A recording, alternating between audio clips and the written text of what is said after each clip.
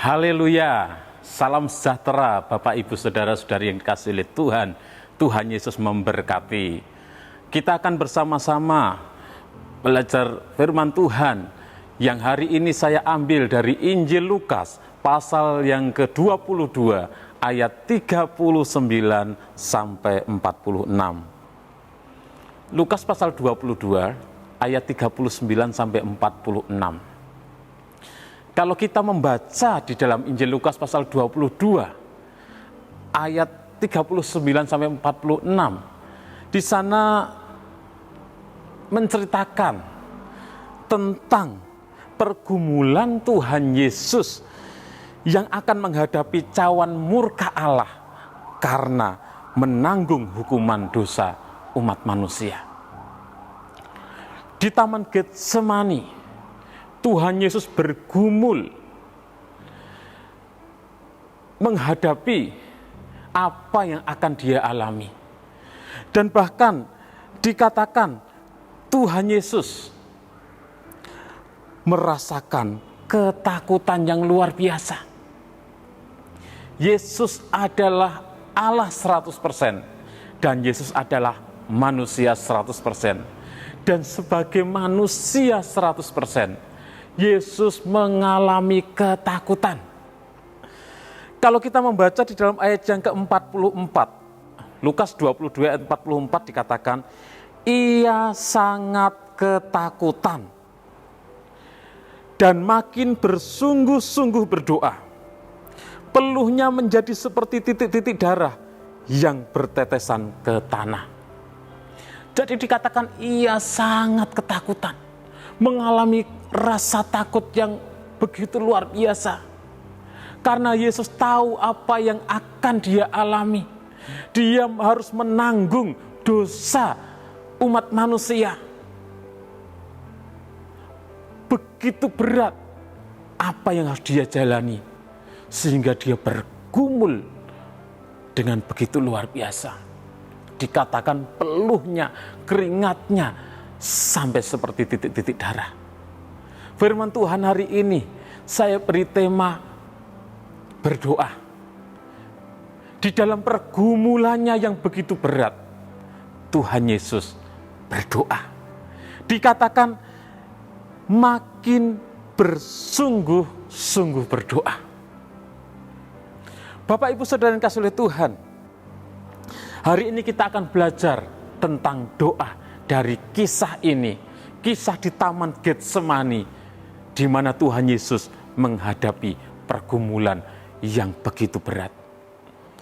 Yang pertama, doa harus menjadi gaya hidup kita sebagai pengikut-pengikut Kristus, sebagai orang-orang Kristen, sebagai umat-umat Tuhan. Doa harus menjadi gaya hidup kita. Di dalam Injil Lukas pasal 22 ayat 39 sampai 40 dikatakan, lalu pergilah Yesus keluar kota dan sebagaimana biasa ia menuju Bukit Zaitun. Murid-muridnya juga mengikuti dia. Setelah tiba di tempat itu ia berkata kepada mereka, berdoalah supaya kamu jangan jatuh ke dalam pencobaan. Jadi Tuhan Yesus pergi ke luar kota, pergi ke Bukit Zaitun, dikatakan sebagaimana biasa.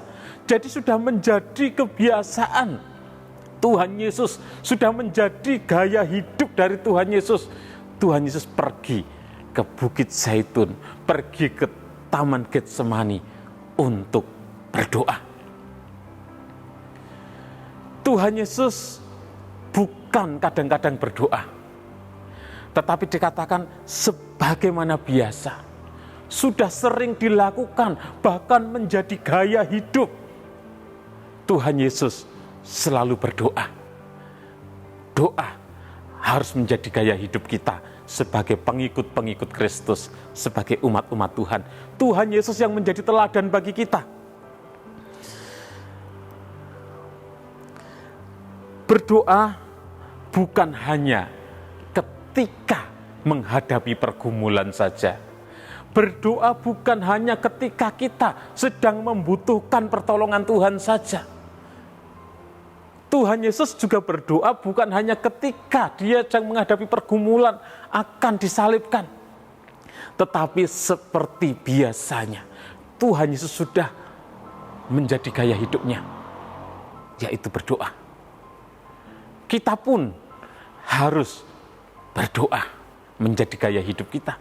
Bukan ketika membutuhkan pertolongan Tuhan saja, bukan ketika dalam kesesakan saja, bukan ketika dalam kesulitan saja, tetapi kita harus selalu berdoa. Kita harus terus berdoa. Kita harus tetap berdoa.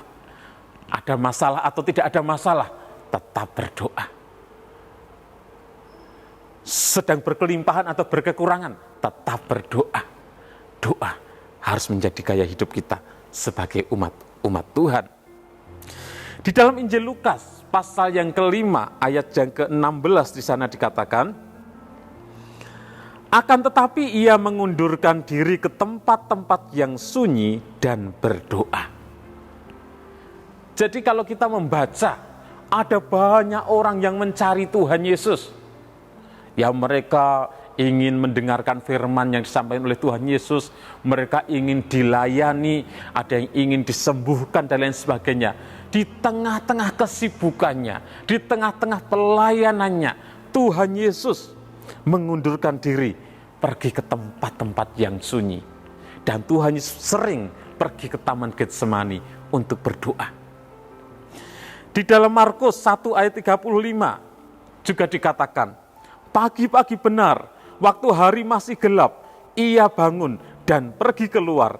Ia pergi ke tempat yang sunyi dan berdoa di sana. Itulah gaya hidup dari Tuhan Yesus. Berdoa, mencari tempat yang sunyi untuk berdoa. Berbeda dengan ahli-ahli Taurat. Ahli-ahli Taurat kalau berdoa tidak di tempat yang sepi, tidak di tempat yang sunyi, tetapi di tempat yang ramai, di tempat pasar-pasar. Kalau ada mal, mungkin di mal berdoanya, supaya dilihat orang, itu ahli Taurat. Tapi Tuhan Yesus mencari tempat yang sunyi untuk berdoa. Supaya bisa berkonsentrasi ketika suasananya tenang. Kita bisa berkonsentrasi berdoa dengan sungguh-sungguh kepada Tuhan. Yang kedua, berdoa harus berserah kepada kehendak Tuhan. Di dalam ayat 42 dikatakan, ya Bapakku, jikalau engkau mau, ambillah cawan ini daripadaku, tetapi bukanlah kehendakku, melainkan kehendakmu lah yang terjadi. Bapak Ibu Saudara yang kasih oleh Tuhan, di dalam pergumulannya yang berat, Tuhan Yesus di Taman Getsemani berdoa kepada Bapa. Tuhan Yesus berkata, jika engkau mau, ambillah cawan ini daripadaku. Tetapi bukanlah kehendakku yang jadi, kehendakmu lah yang jadi. Jadi Tuhan Yesus sebagai manusia 100%, sebagai kemanusiaannya, dia sangat takut, sangat berat harus menanggung dosa umat manusia. Dan dia berdoa, memohon, kalau Tuhan mau, kalau Bapa berkenan, ambillah cawan itu. Tetapi biarlah kehendak Bapa, kehendak Allah yang jadi. Ketika kita berdoa, harus berserah kepada kehendak Tuhan.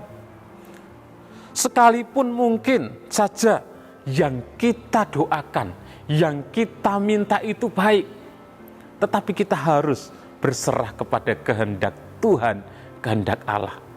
Apa yang kita doakan baik, tetapi kehendak Bapa, kehendak Allah itu yang terbaik. Seandainya Bapa mengabulkan doa dari Tuhan Yesus, seandainya cawan itu diangkat, tentunya itu bukan yang terbaik. Kita semua umat manusia akan binasa, karena kita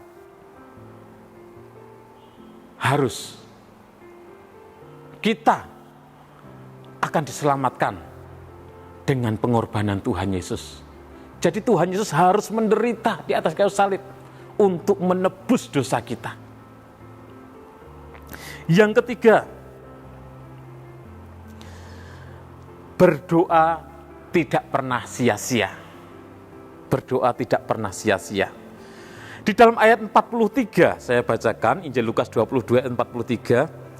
Maka seorang malaikat dari langit menampakkan diri kepadanya untuk memberi kekuatan kepadanya.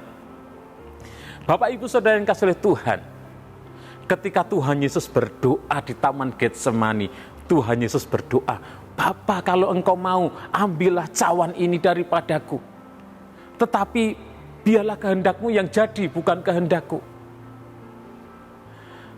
Dan apakah yang menjadi permintaan, doa, permohonan Tuhan Yesus, keinginan Tuhan Yesus sebagai manusia dikabulkan? Ternyata tidak. Cawan itu tetap harus dilewati oleh Tuhan Yesus. Tuhan Yesus tetap harus mengalami penderitaan, harus mati di atas kayu salib untuk menebus umat manusia. Sekalipun apa yang menjadi doa dari Tuhan Yesus tidak dikabulkan sesuai dengan keinginan kemanusiaan Tuhan Yesus. Tetapi bukan berarti doanya menjadi sia-sia. Karena kita membaca, Bapa memberikan kekuatan kepadanya. Ada seorang malaikat yang menampakkan diri, memberikan kekuatan. Sehingga Tuhan Yesus, dia sanggup menjalani, melewati pergumulan yang begitu berat. Tuhan Yesus mendapatkan kekuatan untuk menderita, bahkan mati di atas kayu salib, menanggung dosa kita umat manusia. Ada kekuatan yang Tuhan berikan. Jadi Bapak Ibu Saudara yang kasih oleh Tuhan, ketika kita berdoa, mungkin doa kita tidak terjadi seperti apa yang kita inginkan. Apa yang kita alami tidak terjadi sesuai dengan apa yang kita doakan. Kita sakit, kita dalam pergumulan, Tuhan tolong saya, sembuhkan saya. Tetapi kenyataannya kita belum sembuh. Bukan berarti doa kita sia-sia, tidak. Tapi ketika kita berdoa, ketika Tuhan tetap mengizinkan kita dalam penderitaan, ketika kita berdoa, ada kekuatan yang Tuhan berikan untuk kita melewati, menghadapi penderitaan, pergumulan yang datang dalam hidup kita. Puji Tuhan, jadi berdoa tidak pernah sia-sia. Ada kekuatan yang Tuhan berikan. Bahkan ada pertolongan dari Tuhan, sehingga kita sanggup melewati setiap pergumulan yang datang dalam kehidupan kita. Jadi tetaplah berdoa. Biar doa menjadi gaya hidup kita. Dan berdoa sesuai dengan kehendak Tuhan. Berserah kepada kehendak Bapa di surga. Jangan memaksa Tuhan. Karena kehendak Tuhan yang terbaik. Tuhan Yesus memberkati. Terima kasih kepada Bapak Ibu Saudara yang sudah mengikuti Renungan 79. Kiranya menjadi berkat bagi kita semuanya. Bagi Bapak Ibu Saudara yang ingin didoakan dengan pokok doa tertentu, atau bagi Bapak Ibu Saudara yang ingin menyampaikan kesaksian, baik kesembuhan maupun kesaksian pertolongan Tuhan dalam masalah keluarga, pemulihan dan lain sebagainya, bisa menyalurkan melalui chat WhatsApp di nomor 0813 2742 0088. Tuhan Yesus memberkati. Mari kita berdoa. Terima kasih Tuhan buat setiap kasih dan kemurahan-Mu bagi kami umat-umat-Mu. Engkau sudah menebus kami, Engkau sudah menyelamatkan kami melalui pengorbanan-Mu di atas kayu salib. Terima kasih Tuhan buat teladan yang Kau berikan untuk kami umat-umat-Mu. Selalu berdoa, biarlah doa menjadi gaya hidup kami, menjadi pola hidup kami Tuhan. Dan kami percaya setiap doa-doa kami tidak pernah sia-sia. Karena ada kekuatan yang Kau berikan kepada kami. Ada jawaban yang Kau berikan pada kami. Ada pertolongan-Mu Tuhan. Sehingga kami dapat kuat menanggung setiap pergumulan yang Kau izinkan kami alami. Memberkati seluruh umat-umat-Mu dimanapun mereka berada. Ya Tuhan Allah, tolonglah kami keluarga GPDI El Sade Magelang tidak memikirkan hal-hal yang lebih tinggi daripada yang patut kami pikirkan, tetapi berpikir begitu rupa sehingga kami menguasai diri menurut ukuran iman yang dikaruniakan Allah. Dalam nama Tuhan Yesus Kristus kami berdoa bersyukur. Haleluya. Amin.